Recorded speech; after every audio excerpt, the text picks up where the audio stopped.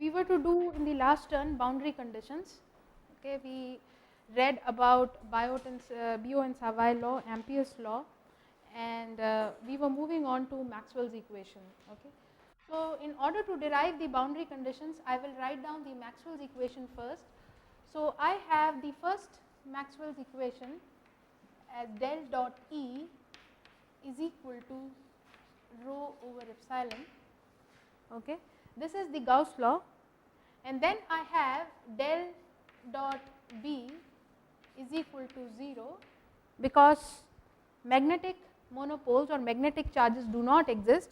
So, divergence of magnetic field in any closed surface will be equal to 0. Then I have del cross E is equal to minus del B by del T. This is the Faraday's law, very important law, and then I have del cross B is equal to mu 0 Js, surface current density. This is Ampere's law, but then Maxwell added one term, and that term was mu 0 epsilon 0 del E by del T. This was, and this term essentially, this is called the surface current and this is called the displacement current. So, I can call this displacement current and this is surface current.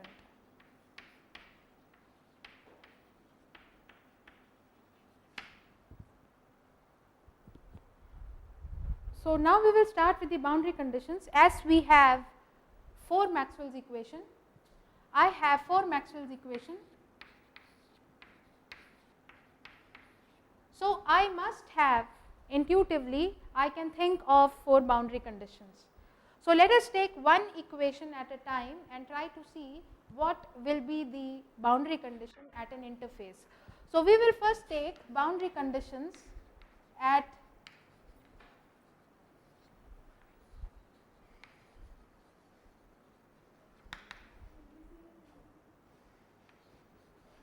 perfect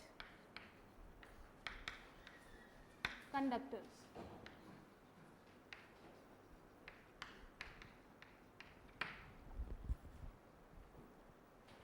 So, ideally speaking, if I have a perfect conductor, ideal conductor, we are going to derive the boundary conditions at perfect conducting interface, ideal conducting interface.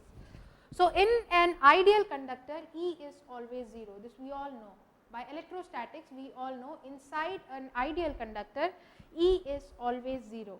Okay. So, this is, I will write down here that inside an ideal conductor, because this is the key, inside ideal conductor,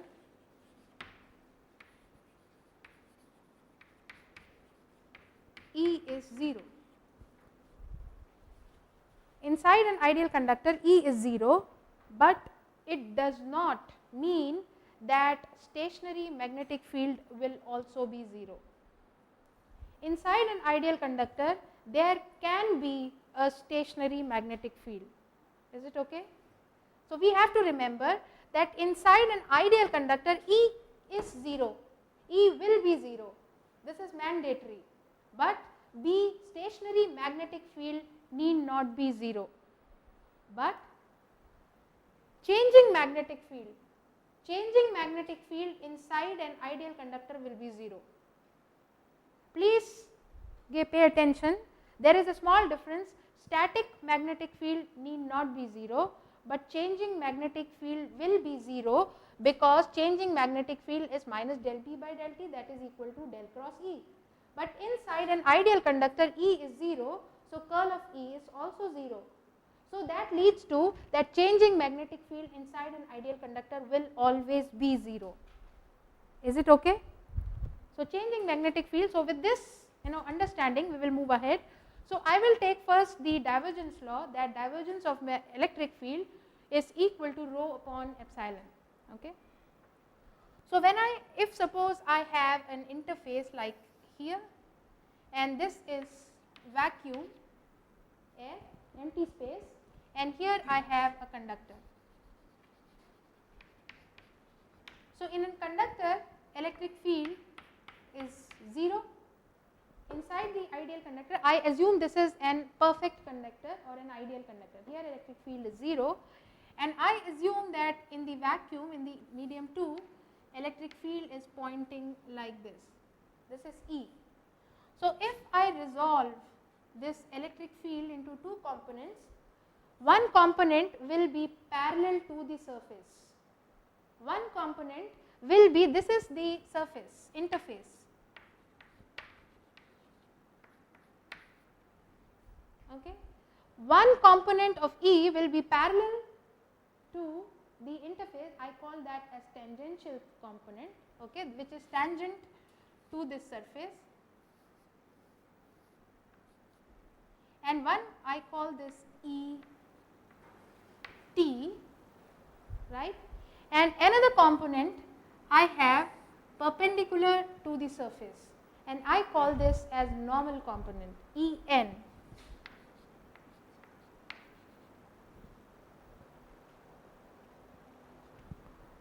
Now, I want to know, when I move from vacuum to a perfect conductor, what will be the behavior of an electric field. So, I should know the behavior of electric field at the interface. For knowing this, what I will do is, I will make a pillbox structure. Whenever I have divergence, I will make a pillbox structure. Whenever I have a curl is always associated with a closed loop. I will make a closed loop. Okay. So, here I will make a pillbox structure. So, let me make a pillbox structure here.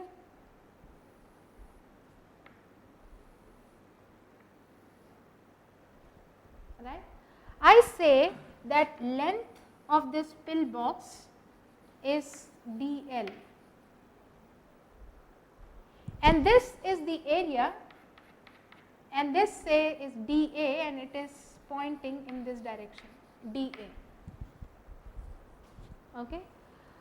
So, now I can write I have that del dot E is equal to rho over epsilon naught. I can write this in integral form. I can say that this is equal to E dot dA is equal to 1 upon epsilon naught from Gauss theorem. I am applying the Gauss theorem, volume integral of rho into dV, elementary volume. dV is the elementary volume. Okay. Now, what is this? This is, Gauss law is always over closed surface. Gauss law is associated with closed surface.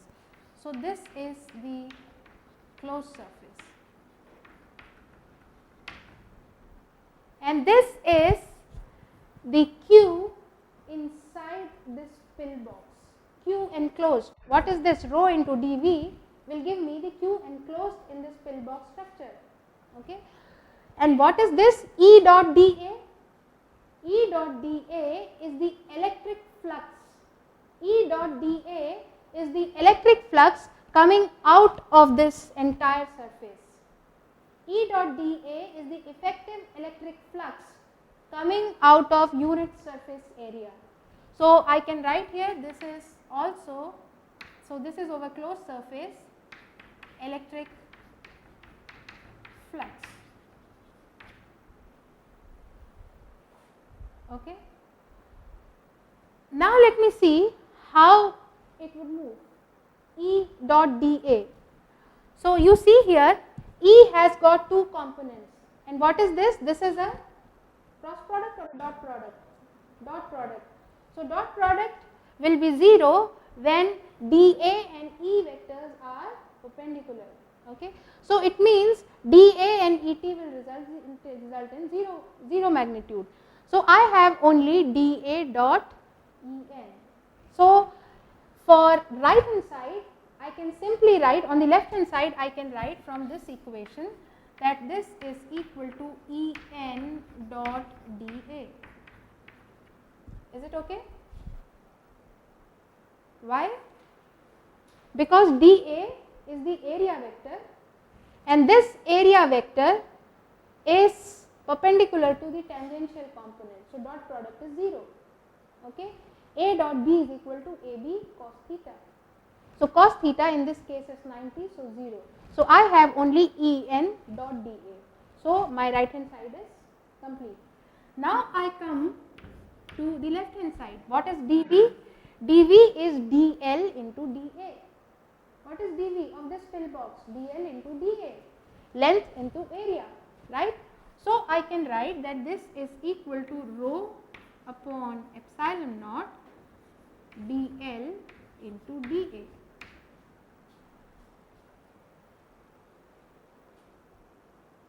Okay. Plus this is the flux. What is this?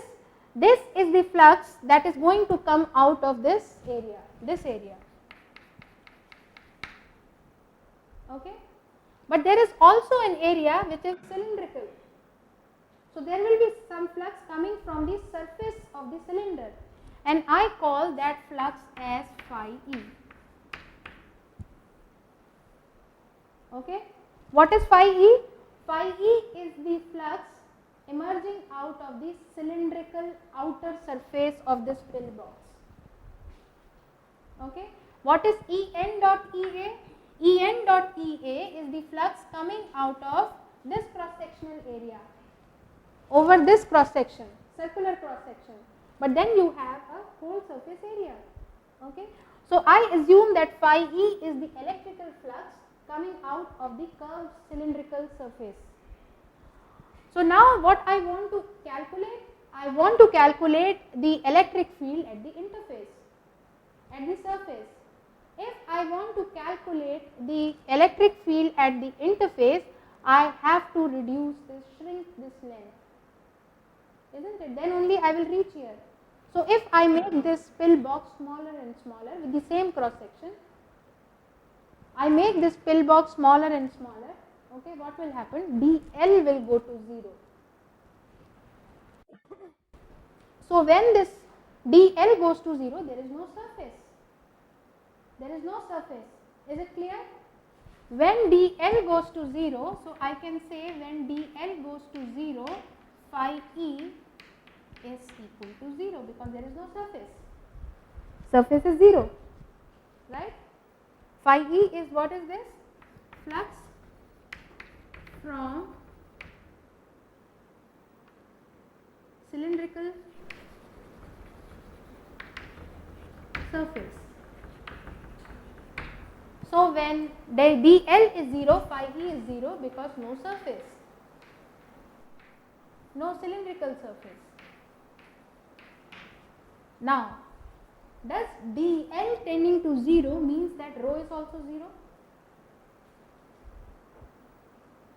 What would you conclude?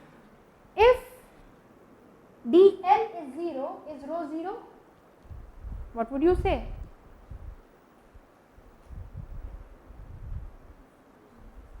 If I shrink this length dl, does it mean that the charge density is going to 0?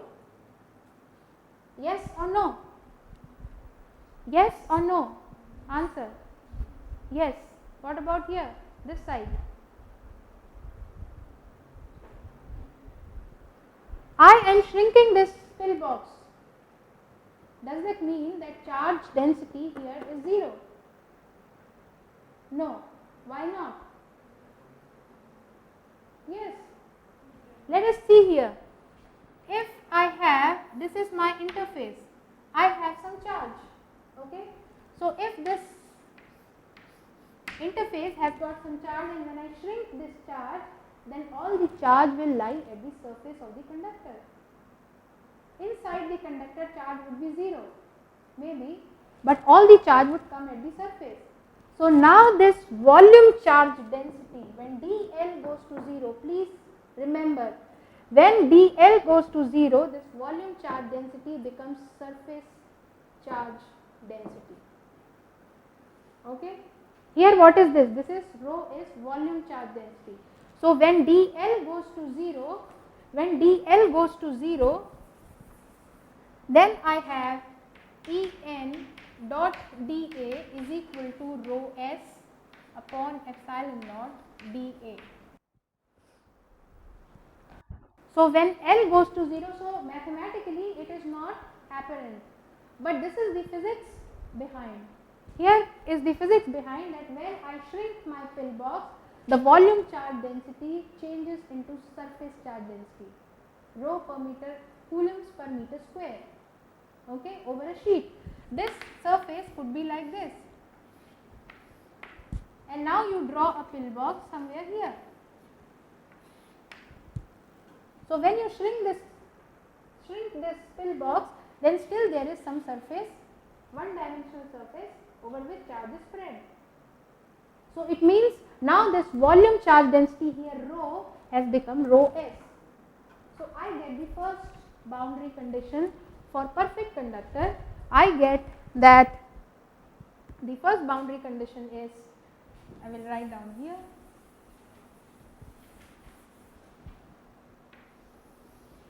So the boundary condition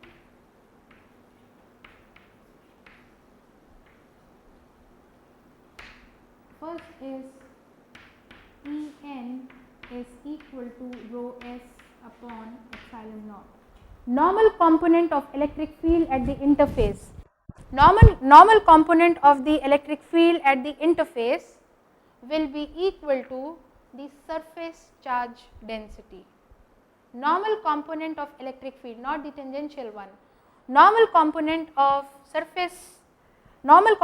electric field at the interface will be equal to surface charge density divided by the permittivity of free space. Okay. So by now I have the second, I need to have 4 boundary conditions. I have second Maxwell's equation. Second Maxwell's equation says that del dot B is equal to 0. Okay. So for this also, because it is a divergence equation, I will make a pillbox structure and I will get similar equations. Again I will see that there will be no tangential component, but the normal component at the interface will always be what? Bn will be equal to what? Del dot B is 0. Why it is 0? There is no, जोर से बोलिए, there are no magnetic charges, that is why del dot B is 0. So if I look at this equation, normal component is equal to surface charge density. What about magnetic charge density? No magnetic charge density, it is 0. So it means second equation you can also do it yourself, that normal component of magnetic field at the interface of perfect conductor is always 0. Okay. Reason that there is no magnetic charge, so it is 0. Now we come to the third boundary condition. So is it clear till here? So now we come to the third boundary condition, and that we will take from del cross E.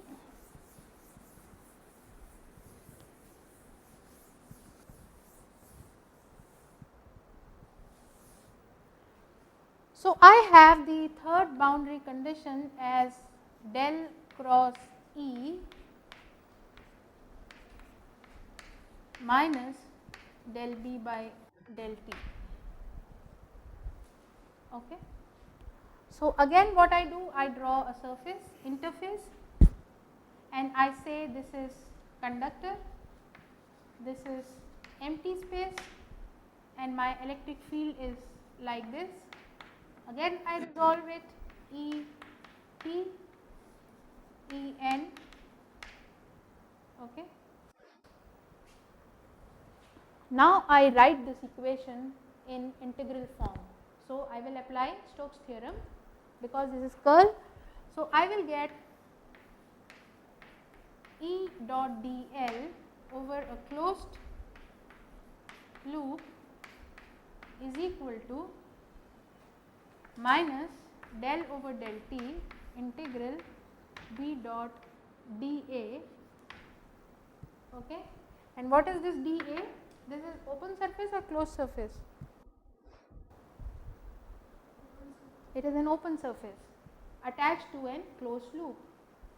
आपके पास मैंने आपको बताया था कि यदि आप एक soap bubble जो फॉर्म करते हैं, जिससे आप लोग you use to make bubbles, so that ring is a closed loop and the surface over it is open. The bubble can become as large as possible. You can make it infinitely, a bubble with infinite radius, if you can blow it and if the bubble can sustain that much pressure. Okay, so it is an open surface. Okay, so here this area is over open surface. What is B dot dA? B dot dA is the magnetic flux coming out of this open surface. Okay, so what is B dot dA? B dot dA, this term is the magnetic flux. I call this phi B, magnetic flux coming out of this open surface. Okay, so I can write that E dot dl, I have integral E dot dl over a closed loop, this is over a closed loop, is equal to minus del phi b by del t. What is phi b? Phi b is the magnetic flux coming out of the open surface. Okay. Now, because I have a closed loop here, I will have to make a loop here. I will make a loop. So, I will make a loop like this. I say that this length is dl and this length is dB. Okay. Now, what is this? Below this line, it is a conductor. E is 0 here. Okay. So, I do not have to worry about electric field here. I only have to calculate the electric field at the interface and beyond this interface in the vacuum. So, here E is 0. So, now what I will do? I will start from this point. Okay. And I assume that I have made this is a symmetric loop around this surface. So, half of this length is below this surface and half of this length is above the surface. So, now again what I need here is E dot dl, E dot dl. So, when I move along this arm, I am moving like this. Okay. I am not going to move here because I know here everything is 0. E is always 0, so I am not going to come down. Only I will take these 3 arms. Is it clear? Because here E is 0, so I am not going to come down. I will take only the variation above the surface. So, now I am moving along this arm and I need E dot dl, again a dot product. Okay. So, I know that En dot dl by 2 will be non-zero, but Et dot dl by 2 will be 0. Okay. So, I have my first component En dot dl by 2. Is it okay? बताइए दीपक, is it clear? समझ में आ रहा है? En इस direction में है, हम भी इसी डायरेक्शन में मूव कर रहे हैं.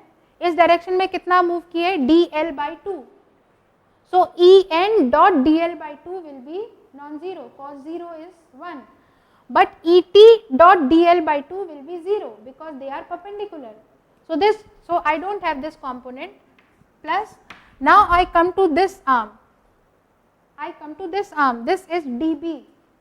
So, dB dot Et will be non-zero, but this will be with En it will be 0. So, I have Et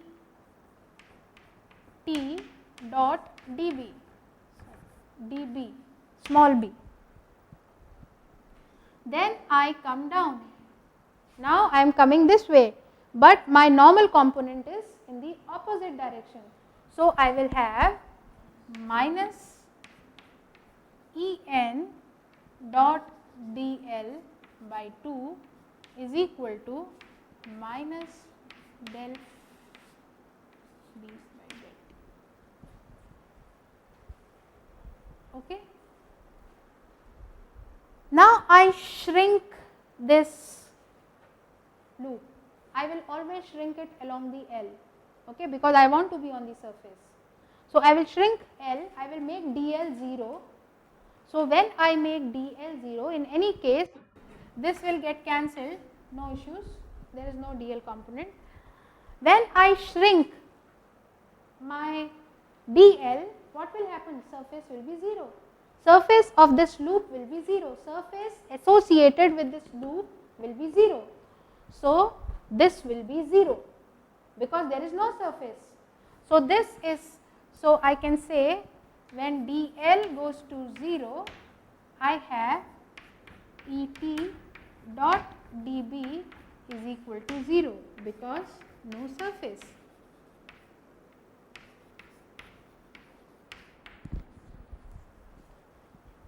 Okay, or I can say that tangential component of electric field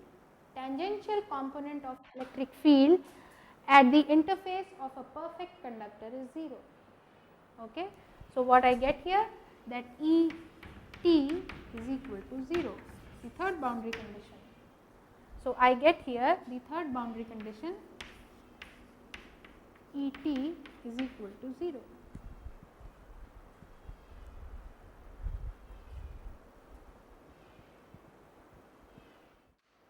Now I take the fourth boundary condition. I have to calculate the tangential component of magnetic field. So I will take del cross B. Okay. So when I will, so now you can see here that when from same analogy, I will take this equation. Okay, I will take this equation. Now del cross B, when I will write this in integral form, it will be B dot dl is equal to mu 0 Js dot dA and mu 0 epsilon 0 del by del T integral E dot dA. E dot dA is electric flux. Okay, E dot dA is electric flux. So will you be able to prove that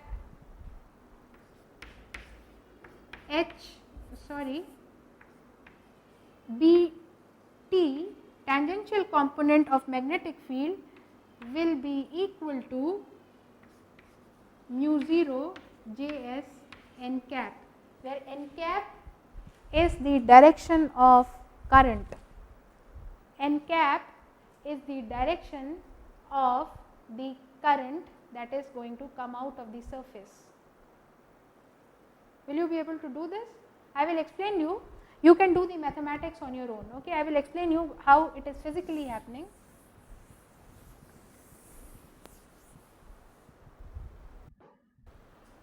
So I say I have a magnetic field, and of course this magnetic field will be inside also. Static magnetic field need not be 0 inside a perfect conductor, so this will be there also. So when I make a loop, I have a loop. Okay, now I will start moving in this.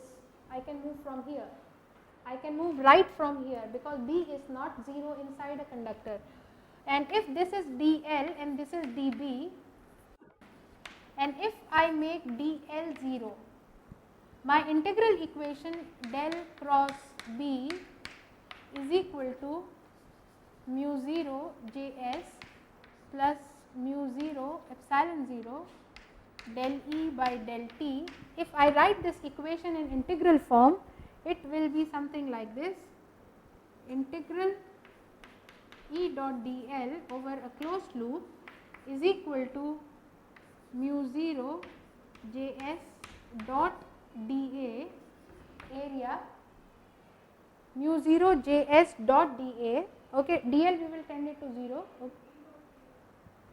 Sorry, this is B dot dl. Okay, B dot dl mu 0 Js dot dA plus mu 0 epsilon 0 del over del T integral E dot dA. What is this? this is phi E, electrical flux coming out of this open surface. What is your surface? This is your surface. Okay. So, electrical flux coming out of this surface is 0. Is this E dot dA is that surface which is attached to a closed loop, open surface attached to a closed loop. Okay. So, now here you would see that when I make this dl 0, this surface area goes to 0. The surface area goes to 0. So, this term will go to 0. When dl goes to 0, there is no surface.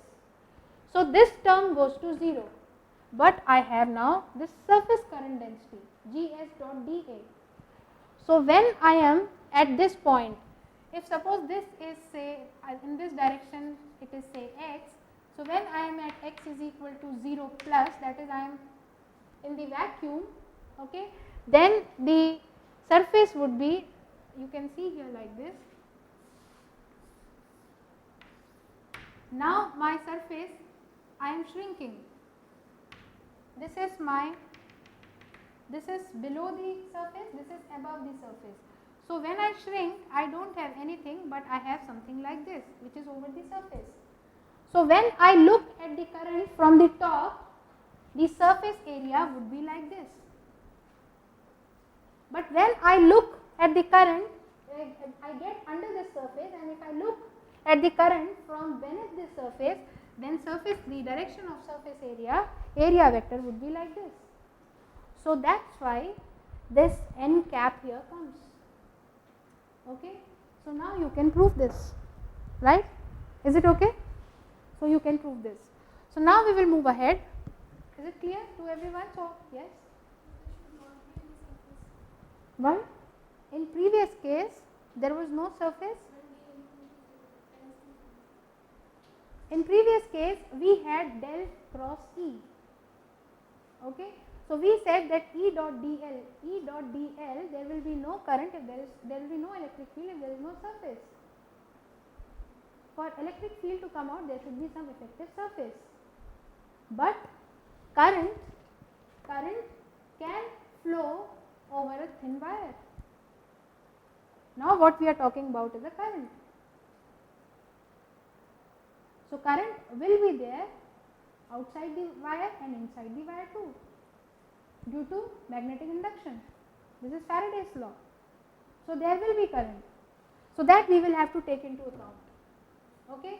So, it means that n cap comes there, or more conveniently sometimes this equation is written as, fourth equation alternatively can be written as mod of dt is equal to mu 0 mod of Js. Okay. You can write this, but that is not a very good way of writing in my opinion, because in that when you write the equation like this, you are actually annihilating a very important information on the direction. Okay. So, that goes off. So, it is better to write the equation in the form in which I have written, but even if you write like this, it is not incorrect. Okay. It is right. Now, we can use these equations to solve some problem. Everything that we derive should have some application. So, what is the application now? So, let me have a wave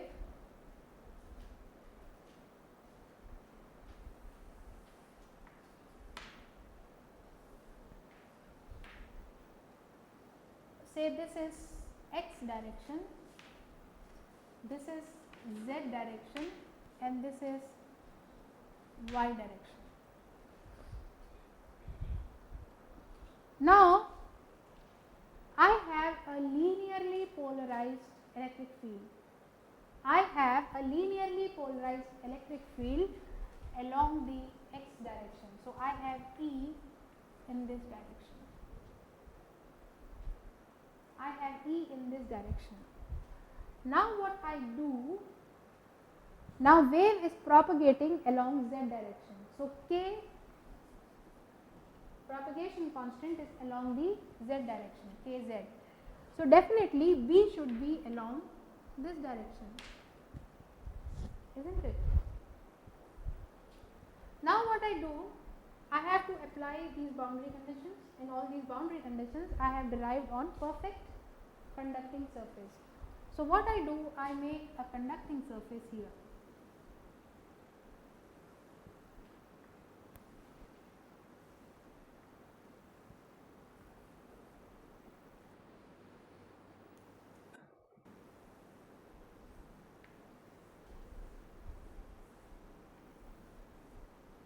Such that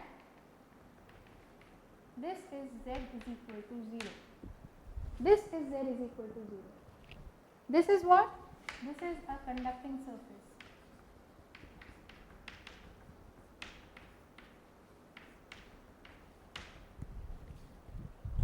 Okay. Now wave is propagating in this direction. Now I know from my boundary condition, normal component of electric field at the conducting surface will be 0. Okay, and tangential component unfortunately is also 0. So what does that mean? Wave is not going to propagate.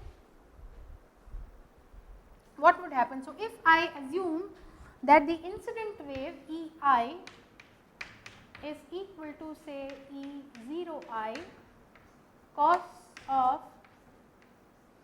kx kz minus omega t along the x direction. Okay. So what is this?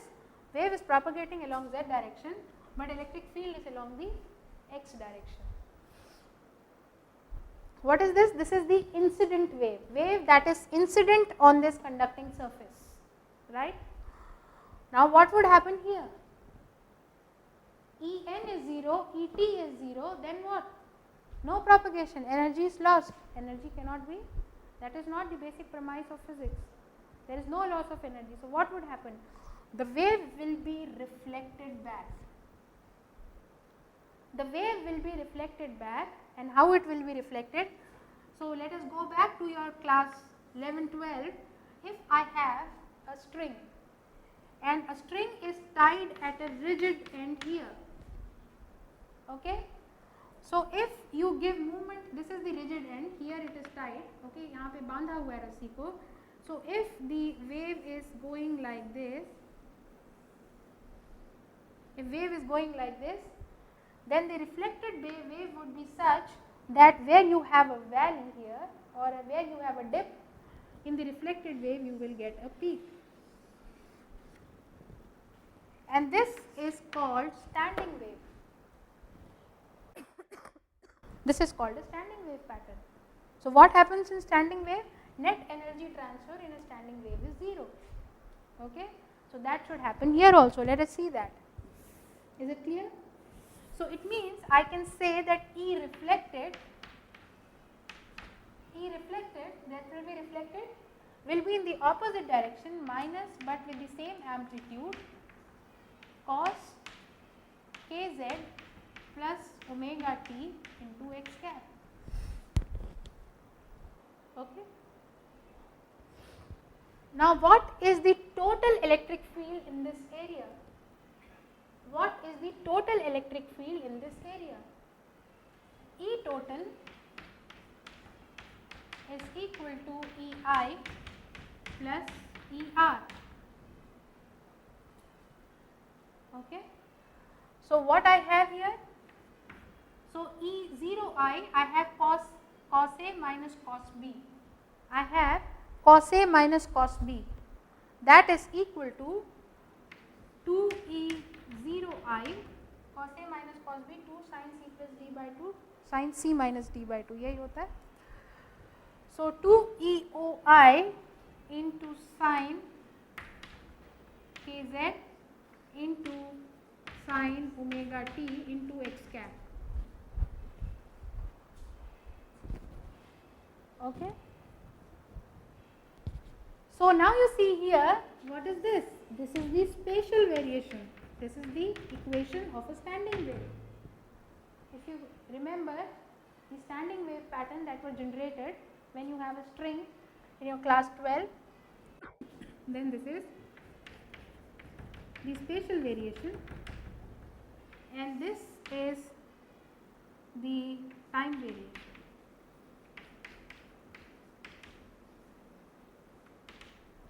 Okay, and I can prove, I can check that at z is equal to 0, the total electric field is 0. At z is equal to 0, at the interface, this is z is equal to 0 plane, total electric field is 0. Now you extend this plane over the, from roof to the ground, to the floor, E will always be 0 along this plane. Okay. So such planes are called nodal planes. This is called a nodal plane.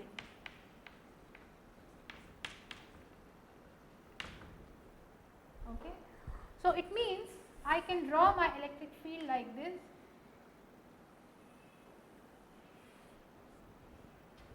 Right. So I would encounter, now my wave is propagating, here is the source, this is the source, which is sending plane waves. Okay. So, and if I have at some distance, I have a conducting surface, I would see this is one wavelength.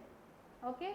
So, from here if I move back one wavelength, I will encounter at least 3 nodal surfaces, 1, 2, 3. Okay. So, it means if I have a radiating antenna, and if I, if I have, so suppose a receiving antenna, then if I bring my receiving antenna, if I move in this line, I have a radiating antenna here, and now if I move from that end towards the antenna, you will see that at some point the electric field intensity received by the antenna will be maximum, and at some points it will be minimum. So, the points of minima, these zeros, will be called again the nodal planes. So, it means here are the nodal planes.